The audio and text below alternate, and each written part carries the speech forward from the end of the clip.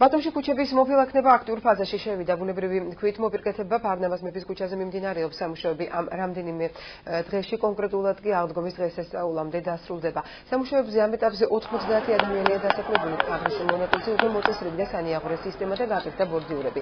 ფარნავაზ მეფის ქუჩის შემდეგ ფილაქანს ვახტანგ გორგასალის ქუჩაზე დააგებენ. რაც შეეხება გრიბოედოვის ქუჩამდე დამაკავშირებელ მონაკვეთებს, მათი უმრავლესობა ბეტონის საფარით უკვე დაიფარა. პარალელურ რეჟიმში მიმდინარეობს რუსთაველის ქუჩის ბუნებრივი ქვით მოპირკეთება, სადაც ისევე როგორც გოგებაშვილზე ქუჩის გამყოფი მწვანე ზოლი გაკეთდება.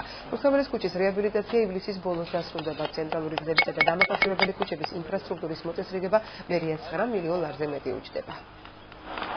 როგორც კი დამთავრდება ფარნავაზ მეფის ქუჩა, დაიწყება გორგასალის ქუჩის დაგება.